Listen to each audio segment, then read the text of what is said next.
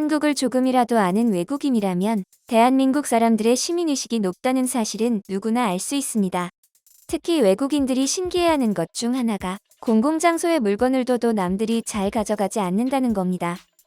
외국인들은 어떻게 카페에 노트북을 둬도 가져가지 않을 수 있냐?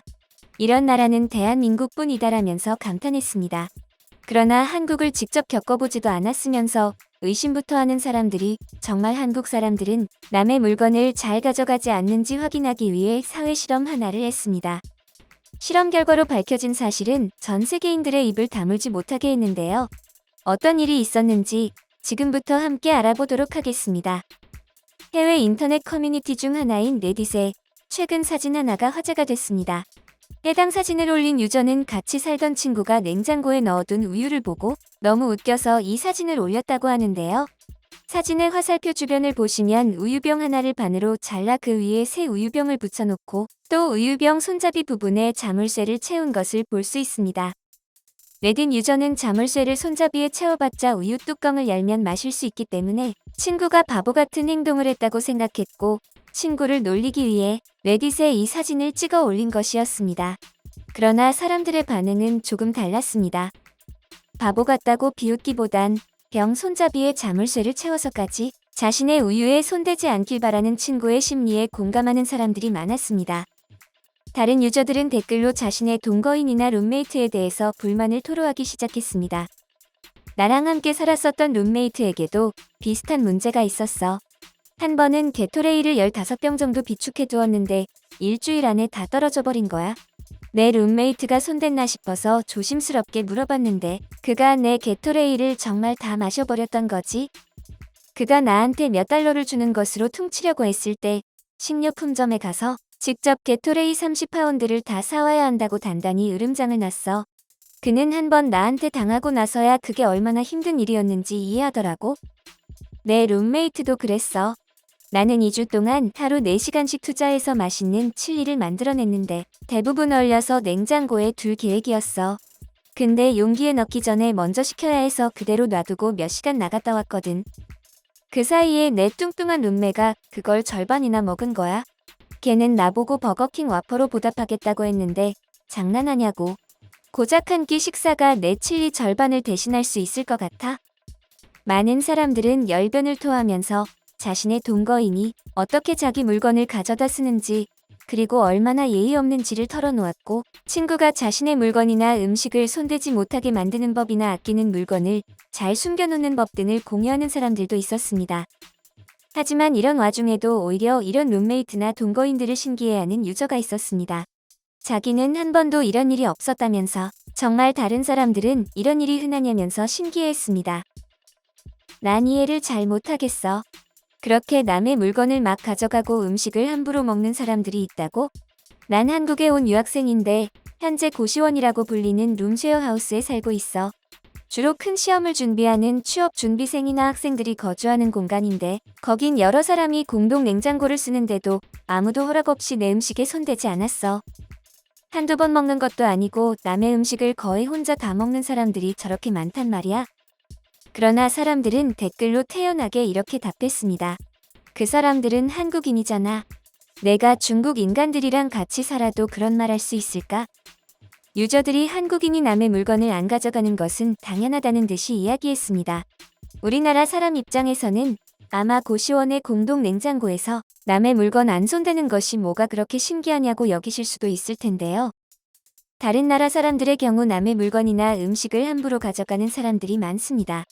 심지어 이런 경향은 후진국이 아닌 북유럽이나 미국 같은 선진국들도 마찬가지라서 그들은 카페에 가방이나 노트북을 두고 화장실을 간다는 것은 상상도 할 수 없는 일이라고 합니다.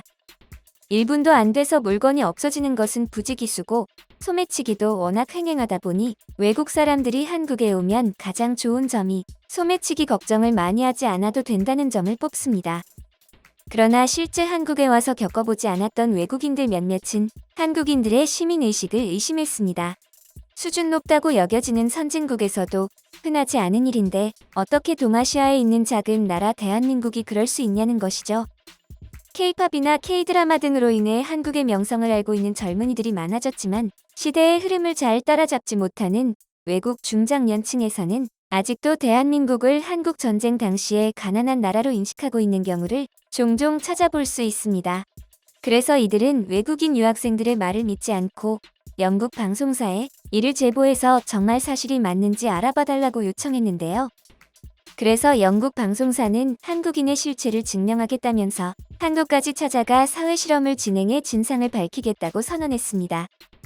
논평가로도 유명한 쇼의 진행자 셀리코는 기존의 시민의식을 테스트하는 방송들은 카페나 번화가처럼 사람이 많은 장소에서 진행되어 왔다는 점을 지적했습니다. 그녀는 동아시아 사람들은 대부분 남 눈치를 많이 보고 체면을 중시하는 성향이 강해서 시민의식이 높다는 결과가 나온 것이라면서 기존의 사회 실험들을 비판했고, 만약 다른 사람의 눈치를 보지 않을 수 있다면 한국 사람들도 다른 나라들과 다를 바 없다고 호언장담을 했습니다.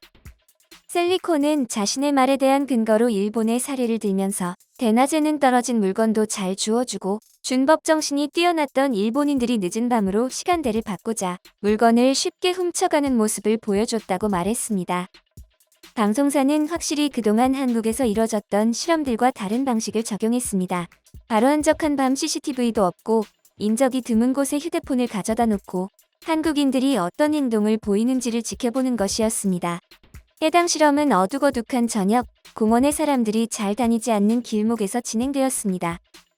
제작진은 벤치에 휴대폰을 놓고 카메라를 통해 상황을 지켜보았습니다. 장소가 장소인지라 지나가는 사람들 자체가 많이 없었고 휴대폰을 발견하는 이들 또한 적었습니다. 그리고 얼마 후 마침내 한 시민이 벤치 위에 휴대폰을 발견했습니다. 휴대폰을 한참 동안 뚫어져라 쳐다보며 고민하는 것 같던 시민은 다시 벤치에 올려놓고 사라졌습니다. 하지만 5분 뒤 시민이 다시 벤치로 돌아가 휴대폰을 챙겨갔습니다. 제작진은 신이 나서 맛있는 마시멜로우가 눈앞에 있는데 먹지 않을 사람이 있겠냐. 한국 사람들도 똑같은 인간이고 인간의 본성은 비슷하다.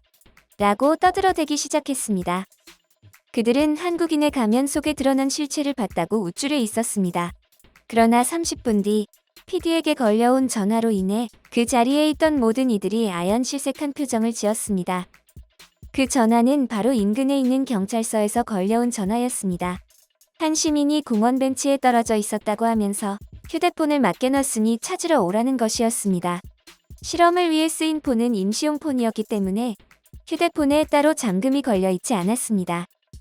주소록에 저장된 번호도 PD의 번호밖에 없었기 때문에 당연히 제작진에게 전화가 걸려올 수밖에 없었던 것이죠. 휴대폰을 찾아 돌려주는 입장임에도 불구하고 한국 경찰은 멋대로 휴대폰을 봐서 미안하다. 하지만 주인을 찾아주기 위해서 휴대폰 주소록을 볼 수밖에 없었다라면서 정중하게 사과를 했습니다. 그들은 당장 카메라를 들고 경찰서를 찾아갔습니다. 제작진은 휴대폰을 돌려준 시민을 만나고 싶어 했지만 경찰은 난감한 듯 웃으면서 이미 그분은 가버렸고 시민의 개인정보는 아무리 방송국이라도 함부로 넘겨줄 수 없다라고 말했습니다. 제작진이 경찰에게 한국 사람들은 원래 분실된 물건을 가져다주는 사람들이 많냐고 묻자 경찰은 하루에 몇 건 이상씩은 꾸준히 들어온다고 말했습니다. 방송사는 금품이나 돈처럼 값어치가 많이 나가는 품목도 돌려주려는 사람들이 적지 않다는 것에 많은 놀라움을 표했습니다. 그 후로 제작진은 다시 원래 장소로 돌아가 계속해서 실험을 이어갔지만 휴대폰을 가져가려고 하는 사람들이 없자 더 이상의 진행은 무의미하다고 봤습니다. 셀리코는 자신이 예상했던 것과 다른 결과에 고개를 숙이면서 어쩔 줄 몰라 했고 옆에 있던 아나운서는 한국 사람들은 확실히 남의 물건에 별로 관심이 없는 것 같다. 영국인들이라면 이미 지갑을 가져간 사람만 수십 명이 나왔을 거다라면서 놀라워했습니다.